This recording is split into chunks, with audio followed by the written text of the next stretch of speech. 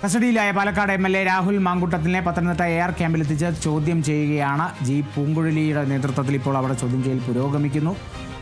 അന്വേഷണ സംഘത്തിന് ലഭിച്ച പുതിയ പരാതിയിലെടുത്ത കേസിലാണ് ഇപ്പോൾ നടപടി. പാലക്കാട് KPM ഹോട്ടലിലെ 2002 മുറിയിൽ നിന്നാണ് രാഹുലിനെ പോലീസ് കസ്റ്റഡിയിലെടുത്തത്. ആന്റണി ജി ജോർജ് ആന്റണി, പ്രതിരോധത്തിലാക്കാനായി ഇടതുപക്ഷം ഒരുങ്ങിക്കഴിഞ്ഞു. ഇടതുപക്ഷ നേതാക്കൾ കൂടുതൽ ആരോപണങ്ങൾ തയ്യാറാക്കുന്നു എന്നുള്ള ചില അത്തരത്തിലുള്ള വിവരങ്ങളൊക്കെ തന്നെയാണ്. രാഷ്ട്രീയമായി തന്നെ നേരിടുക ഈ സംഭവത്തെ എന്നുള്ളതാണ്. ഒപ്പം BJPയും NDA മുന്നണിയും അതിനുള്ള തയ്യാറെടുപ്പുകൾ തുടങ്ങി കഴിഞ്ഞു. ഇനിയും വരും മണിക്കൂറുകൾ എന്തൊക്കെ കാണേണ്ടി വരും പാലക്കാട് രാഷ്ട്രീയ കേരളം?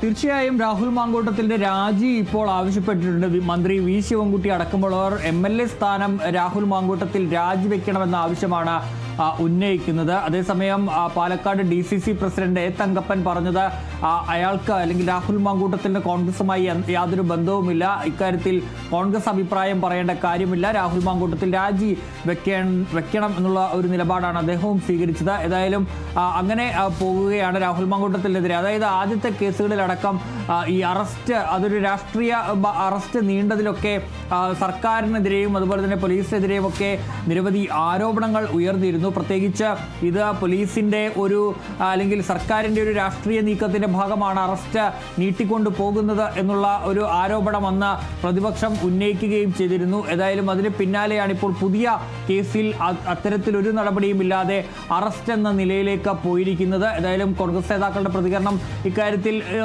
മറിച്ചൊന്നാകാൻ സാധ്യതയില്ല. കാരണം രാഹുൽ മാങ്കൂട്ടത്തിൻ്റെ പാർട്ടിയിൽ നിന്ന് പുറത്താക്കിയതാണ്. രാഹുലിൽ ഒരു ഉത്തരവാദിത്വവും നിലവിൽ പാർട്ടിക്ക് ഇല്ല എന്നുള്ളത് കോൺഗ്രസ് കഴിഞ്ഞ കാലങ്ങളിലൊക്കെ ആവർത്തിച്ച് പറഞ്ഞതാണ്. അത് തന്നെയായിരിക്കും ഇന്നും ഉണ്ടാവുക. രാഹുൽ മാങ്കൂട്ടം ഇപ്പോൾ കോൺഗ്രസിന്റെ ഭാഗമല്ല. അതുകൊണ്ട് തന്നെ അയാളോട് രാജി പാർട്ടിക്ക് ആവശ്യപ്പെടാൻ കഴിയില്ല. രാജി വെക്കേണ്ടത് രാഹുൽ മാങ്കൂട്ടത്തിൻ്റെ ധാർമ്മികമായ ഉത്തരവാദിത്തമാണ് എന്നുള്ളതാണ് നേരത്തെ കോൺഗ്രസ് നേതാക്കളടക്കം പറഞ്ഞ ഒരു കാര്യം എന്ന് പറയുന്നത്. ഏതായാലും ഇപ്പോൾ രാഹുൽ മാങ്കൂട്ടത്തിൽ ഇനിയിപ്പോൾ രാജിവെക്കാനുള്ള സാധ്യത എങ്ങനെയാണെന്നുള്ളതാണ്. മാത്രമല്ല ഇനിയിപ്പോൾ തെരഞ്ഞെടുപ്പിന് കുറച്ച് ദിവസങ്ങൾ മാത്രമാണ് ഉള്ളത്. പ്രത്യേകിച്ച് പാലക്കാട് ഇനി രാഹുൽ മാങ്കൂട്ടത്തിൻ്റെ സീറ്റ് ഉണ്ടാവില്ല എന്നുള്ള കാര്യം ഉറപ്പായി കഴിഞ്ഞു. കോൺഗ്രസ് അവിടെ വേറെ ആൾക്കാരെ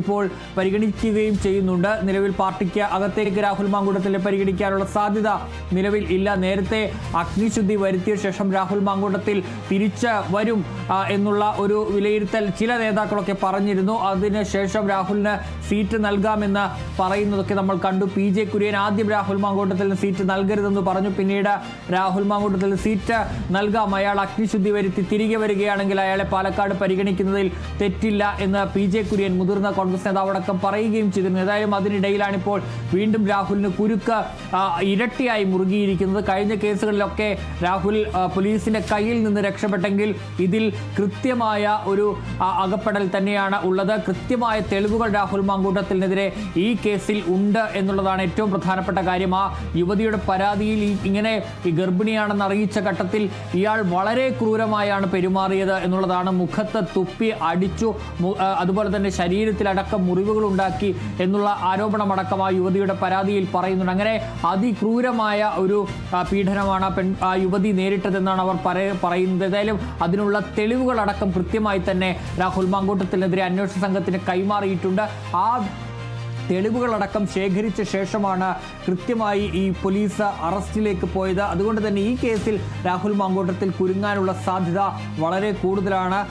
ജീവപര്യന്തമടക്കം കിട്ടാവുന്ന വകുപ്പുകളാണ് ഈ കേസിലുള്ളത്. ഇനിയിപ്പോൾ 21-ാം തീയതി ആദ്യത്തെ ബലാത്സംഗ കേസിൽ രാഹുൽ മാങ്കൂട്ടത്തിൻ്റെ മുൻകൂർ ജാമ്യാപേക്ഷ ഹൈക്കോടതി പരിഗണിക്കാനിരിക്കുകയാണ്. സ്വാഭാവികമായും ഇക്കാര്യം അന്വേഷണ സംഘം അവിടെ ഹൈക്കോടതിയെ അറിയിക്കും. അതിൽ അങ്ങനെ ഒരു അറിയിക്കലുണ്ടാകുമ്പോൾ ഇയാൾ സ്ഥിരം കുറ്റവാളിയാണ് എന്നുള്ള കാര്യം അറിയിക്കുമ്പോൾ സ്വാഭാവികമായും ചിലപ്പോൾ തിരിച്ചടി രാഹുൽ മാങ്കൂട്ടത്തിന് ഹൈക്കോടതിയിൽ നിന്ന് ആദ്യത്തെ കേസിൽ ഉണ്ടാകാനുള്ള സാധ്യതയും തള്ളിക്കളയാനാവില്ല. ഏതായാലും അതിലും ഗുരുതരമായ കാര്യങ്ങളാണുള്ളത്. ആ പരാതിയിൽ യുവതിയെ കഴിഞ്ഞ ദിവസം ഹൈക്കോടതി കക്ഷി ചേർത്തിട്ടുണ്ട്. അവരെ കേൾക്കണമെന്ന് അവർ ആവശ്യപ്പെട്ടിരുന്നു. അതിൻ്റെ അടിസ്ഥാനത്തിൽ ആ യുവതിയെ ആദ്യത്തെ ബലാത്സംഗ കേസിലെ പരാതിക്കാരിയെ രാഹുലിന്റെ മുൻകൂർ ജാമ്യാപേക്ഷയിൽ കക്ഷി ചേർക്കുകയും ചെയ്തിട്ടുണ്ട്. ഏതായാലും അതും 21-ന് പരിഗണിക്കുമ്പോഴാണ് ഇപ്പോൾ കൃത്യമായ തെളിവുകളോടുകൂടി തന്നെ രാഹുൽ മാങ്കൂട്ടത്തിന് ഒരു പഴുതും ഒന്നും നൽകാതെ പോലീസ് സംഘം അറസ്റ്റ് രേഖപ്പെടുത്തിയിരിക്കുന്നത്. ഏതായാലും ചോദ്യം ചെയ്യൽ ഇപ്പോഴും പത്തനംതിട്ടയിലെ AR ക്യാമ്പിൽ തുടരുകയാണ്. AIG ഈ പ്രത്യേക അന്വേഷണ സംഘത്തിന്റെ ചുമതല AIG ജി പൂങ്കുഴലിക്കാണ്.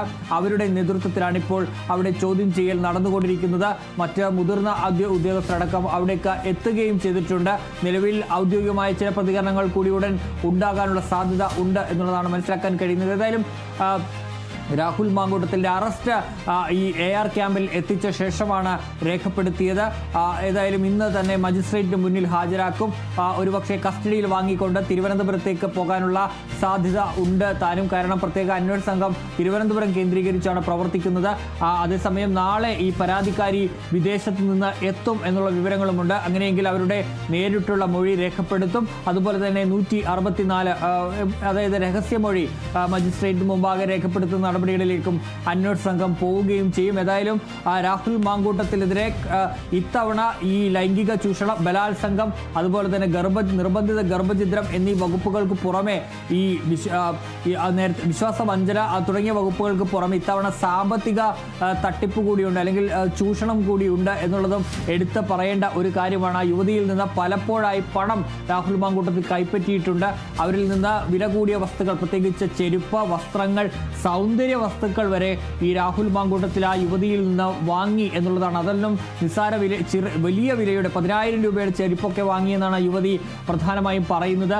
ഈ ഉപതെരഞ്ഞെടുപ്പിന് ശേഷം ഈ രാഹുൽ മാങ്കൂട്ടത്തിൽ ആദ്യം ഈ തെരഞ്ഞെടുപ്പിന് മുമ്പ് ഈ പെൺകുട്ടി ഗർഭിണിയായി എന്നറിഞ്ഞതിന് ശേഷം ഈ പെൺകുട്ടിയെ ബ്ലോക്ക് ചെയ്തിരുന്നു, നമ്പർ അടക്കം ബ്ലോക്ക് ചെയ്തിരുന്നു. ഇമെയിൽ വഴി കോൺടാക്ട് ചെയ്യാൻ ശ്രമിച്ചപ്പോൾ അവിടെയും പ്രതികരണമൊന്നും രാഹുൽ മാങ്കൂട്ടത്തിൽ നൽകിയില്ല. എങ്കിൽ ഉപതെരഞ്ഞെടുപ്പ്, പാലക്കാട് ഉപതെരഞ്ഞെടുപ്പ് ജയിച്ച് രാഹുൽ മാങ്കൂട്ടത്തിൽ MLA ആയതിനു ശേഷം രാഹുൽ മാങ്കൂട്ടത്തിൽ ഈ പെൺകുട്ടിയെ ഈ യുവതിയെ വീണ്ടും ബന്ധപ്പെടുന്നു. അവിടെ തനിക്ക് പാലക്കാട് ഒരു ഫ്ലാറ്റ് വാങ്ങിത്തരണമെന്ന് ആവശ്യപ്പെട്ടു എന്ന് ആ യുവതിയുടെ പരാതിയിൽ പറയുന്നുണ്ട്. പിന്നീട് ആ ഫ്ലാറ്റ് വാങ്ങി നൽകിയില്ല എങ്കിൽ പോലും പലപ്പോഴായി രാഹുൽ മാങ്കൂട്ടത്തിൽ ഇങ്ങനെ ഈ യുവതിയിൽ നിന്ന് പണം കൈപ്പറ്റിയിട്ടുണ്ട്, അല്ലെങ്കിൽ പണം വാങ്ങി എന്നുകൂടി ആ പരാതിയിൽ കൃത്യമായി പറയുകയും ചെയ്യുന്നുണ്ട്. ഏതായാലും രാഹുൽ മാങ്കൂട്ടത്തിൽ ഈ കേസിൽ കൂടുതൽ കുരുക്ക് മുറുകുന്ന തെളിവുകൾ തന്നെയാണ് ഈ പരാതിക്കാരി അന്വേഷണ സംഘത്തിന് കൈമാറിയിരിക്കുന്നത്. അതിൽ ശബ്ദരേഖകളടക്കം ഉണ്ട്. മാത്രമല്ല ഇയാളുടെ അതിക്രൂരമായ ഒരു മനോഭാവമാണ് ഉണ്ടായിട്ടുള്ളത് എന്നുള്ളതാണ് ഈ പരാതിയിൽ നിന്ന് മനസ്സിലാക്കാൻ കഴിയുന്നത്. പിന്നെ എടുത്തു പറയേണ്ട ഒരു കാര്യമെന്ന് പറയുന്നത്, ആദ്യത്തെ ബലാത്സംഗ കേസിൽ ആ പരാതിക്കാരിയോട് പറഞ്ഞ അതേ കാര്യങ്ങൾ തന്നെയാണ് ഇപ്പോഴത്തെ ബലാത്സംഗ കേസിലും ഇപ്പോഴുള്ള യുവതി പരാതിക്കാരിയോട് പറഞ്ഞിരിക്കുന്നതും എന്നതും ശ്രദ്ധേയമായ ഒരു കാര്യമാണ്. അതായത് ഇങ്ങനെ ആശ്വസിപ്പിക്കുന്നു, വിവാഹ വാഗ്ദാനം നൽകുന്നു, ഇങ്ങനെ വിവാഹം കഴിക്കണമെങ്കിൽ കുഞ്ഞുണ്ടാകണമെന്ന് പറയുന്നു. അങ്ങനെ കുഞ്ഞുണ്ടായ ശേഷം അങ്ങനെ അതിലേക്ക് ഗർഭിണിയായി കഴിയുമ്പോൾ അവരെ ഗർഭഛിദ്രത്തിന് നിർബന്ധിക്കുന്നു. ഇതേ സാഹചര്യം തന്നെയാണ് ഇവിടെയും ഉണ്ടായിട്ടുള്ളത് എന്നുള്ളതും എടുത്തു പറയേണ്ട ഒരു കാര്യം തന്നെയാണ്. അതുതന്നെയാണ്. ആന്റണി ജെസ് ജോർജാണ് വിവരങ്ങൾ നൽകിയത്. ഗുരുതരമായ പരാമർശങ്ങളാണ് ഈ മൂന്നാം ബലാത്സംഗ പരാതിയിലുള്ളത് എന്നുള്ളതാണ്. വീഡിയോ കോൺഫറൻസിലൂടെയാണ് ഈ യുവതിയുടെ രഹസ്യമൊഴി രേഖപ്പെടുത്തിയത്. നാളെ ഇപ്പോൾ യുവതി കേരളത്തിലേക്ക് എത്തുമെന്നുള്ള വിവരങ്ങൾ കൂടി ലഭിക്കുന്നു. അതിനുശേഷം നേരിട്ടുള്ള മൊഴി രേഖപ്പെടുത്തുകയും ചെയ്യും. ഇപ്പോൾ നിലവിൽ ജി പൂങ്കുഴലിയുടെ നേതൃത്വത്തിൽ പത്തനംതിട്ട AR ക്യാമ്പിൽ രാഹുൽ മാങ്കൂട്ടത്തിനെ ചോദ്യം ചെയ്തുകൊണ്ടിരിക്കുകയാണ്. 10 മണിയോടെ കോടതിയിൽ ഹാജരാക്കും. പിന്നീട് മറ്റ് നടപടികൾ എത്തരത്തിലായിരിക്കുമെന്നും കൂടി കണ്ടറിയേണ്ടിയിരിക്കുന്നു. കസ്റ്റഡി അപേക്ഷ നൽകും പ്രത്യേക അന്വേഷണ സംഘം. അത്തരത്തിൽ കസ്റ്റഡി അപേക്ഷ നൽകി അത് പരിഗണിച്ച് കസ്റ്റഡിയിൽ വിടാനുള്ള തീരുമാനത്തിലേക്കാണ് കോടതി പോകുന്നതെങ്കിൽ പിന്നീട് രാഹുൽ മാങ്കൂട്ടത്തിനെ എത്തിക്കുക തിരുവനന്തപുരത്തേക്കാണ്. എന്തായാലും വളരെയധികം നാണം കെട്ട ഒരു കസ്റ്റഡി എന്നുള്ളതേ പറയാൻ സാധിക്കൂ. ഈ ആന്റണി നേരത്തെ സൂചിപ്പിച്ചിരുന്നു ഈ KPM ഹോട്ടൽ എന്നുള്ളത് രാഹുൽ മാങ്കൂട്ടത്തിനെ സംബന്ധിച്ച് അയാളുടെ രാഷ്ട്രീയ ജീവിതത്തിൽ വലിയ ഒരു നിർണായക ഏട് നടന്ന ഒരു സ്ഥലമാണ്. ഈ നീലപ്പെട്ടി വിവാദം നമ്മൾ കണ്ടതാണ്, നമ്മൾ റിപ്പോർട്ട് ചെയ്തതാണ്. അതിൽ രാഹുൽ മാങ്കൂട്ടത്തിൽ MLAക്ക് അടുത്തേക്ക് എത്തുന്നതും അതിൻ്റെ CCTV ദൃശ്യങ്ങളുമൊക്കെ അതിൻ്റെയൊക്കെ CCTV ദൃശ്യങ്ങളൊക്കെ ഈ KPM ഹോട്ടലിൽ നിന്നാണ്. ഇപ്പോൾ രാഹുൽ മാങ്കൂട്ടത്തിനെ അതേ ഹോട്ടലിൽ നിന്നും വീണ്ടും അറസ്റ്റ് ചെയ്യുമ്പോൾ ഈ കസ്റ്റഡി എന്നുള്ളത് വളരെ നാണം കെട്ട ഒരു കസ്റ്റഡിയിലാണ്. ഇന്ത്യയിൽ രാജ്യത്ത് ഒരു MLA നേരിട്ട ഏറ്റവും മോശം രീതിയിലുള്ള ഒരു അറസ്റ്റ്. അതിൻ്റെ കാരണം ചെയ്യുമ്പോഴാണ് അതിലേറെ മോശകരം എന്നുള്ളതും കൂടിയാണ്. കാരണം ഒരേ രീതിയിലുള്ള സമീപനത്തിൽ വിവാഹ വാഗ്ദാനം നൽകി പെൺകുട്ടികളെ വഞ്ചിച്ചു എന്നുള്ള പരാതികളാണ് കഴിഞ്ഞ കുറച്ച് നാളുകളായി ഉയർന്നു വന്നിരുന്നത്. അതിൽ കസ്റ്റഡി ജാമ്യാപേക്ഷയിലേക്കൊക്കെ തന്നെ കടന്ന് അറസ്റ്റ് തടഞ്ഞ സാഹചര്യം ഉണ്ടായി. എന്നാൽ ഇപ്പോൾ അത് നടന്നില്ല.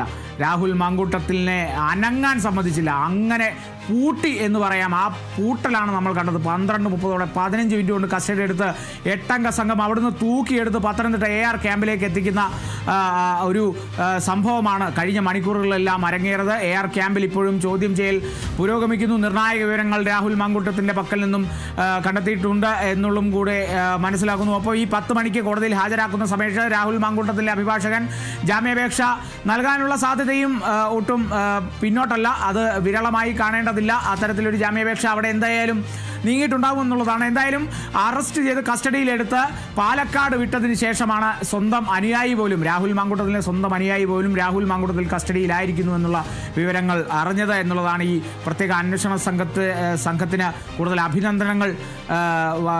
അഭിനന്ദനങ്ങളിലേക്ക് അല്ലെങ്കിൽ അഭിനന്ദനാർഹമായി പ്രത്യേക അന്വേഷണ സംഘം ചെയ്തിരിക്കുന്ന ഒരു പ്രധാനപ്പെട്ട കാര്യമെന്നുള്ളത്. രാഷ്ട്രീയ കേരളത്തിൽ അത്രയധികം ചർച്ച ചെയ്യപ്പെട്ട ധാർമ്മികമായ രീതിയിലൊക്കെ തന്നെ വിഷയത്തെ വലിയ രീതിയിൽ വിശകലനം ചെയ്ത ഒരുപാട് സാഹചര്യങ്ങൾ കേരളത്തിൽ കഴിഞ്ഞ മണിക്കൂറുകളിലൊക്കെ ഉണ്ടായിട്ടുണ്ട്. എന്നാലും രാഹുൽ മാങ്കൂട്ടത്തിൽ 3-ാം ബലാത്സംഗ പരാതിയിൽ കസ്റ്റഡിയിലായൊരു സാഹചര്യമുണ്ട്. പത്തനംതിട്ട കോടതിയിൽ ഹാജരാക്കും എന്നുള്ള വിവരങ്ങളുണ്ട്. ആ സമയം ജാമ്യാപേക്ഷ നൽകാനും രാഹുൽ മാങ്കൂട്ടത്തിൻ്റെ അഭിഭാഷകൻ ജാമ്യാപേക്ഷ നൽകാനും സാധ്യത വളരെ കൂടുതലാണ്. എന്നാൽ എത്തരത്തിലാണ് പരാതിയിലുള്ള പരാമർശങ്ങൾ, പരാതിയിലുള്ള കണ്ടെത്തൽ, രാഹുൽ മാങ്കൂട്ടത്തിനെതിരെ 3-ാം ബലാത്സംഗ പരാതിയിലെ ചുമത്തപ്പെട്ട കുറ്റങ്ങൾ, ആ കുറ്റങ്ങളുടെ ആഴം, വ്യാപ്തി എത്രത്തോളം ഉണ്ട് എന്നുള്ളത് കണക്കിലെടുത്തായിരിക്കും കോടതി ഒരു തീരുമാനത്തിലേക്ക് എത്തുക. കസ്റ്റഡി അപേക്ഷ നൽകാൻ പ്രത്യേക അന്വേഷണ സംഘവും ഒരുങ്ങിക്കഴിഞ്ഞു. കസ്റ്റഡി അപേക്ഷ നൽകി കസ്റ്റഡി അപേക്ഷ പരിഗണിച്ച് അതിലൊരു തീരുമാനം ഉണ്ടാവുകയാണെങ്കിൽ കസ്റ്റഡിയിൽ വിടാനുള്ള നീക്കമാണെങ്കിൽ രാഹുൽ മാങ്കൂട്ടത്തിനെ തിരുവനന്തപുരത്തേക്ക് എത്തിക്കുമെന്നുള്ള നീക്കങ്ങളും കൂടിയാണ്. എന്നിരുന്നാലും കോടതിയിലേക്ക് എത്തുമ്പോൾ ഈ കേസ് ആർക്ക് അനുകൂലമാകുമെന്നുള്ളതും കൂടിയാണ് നമുക്ക് കണ്ടറിയേണ്ടത്.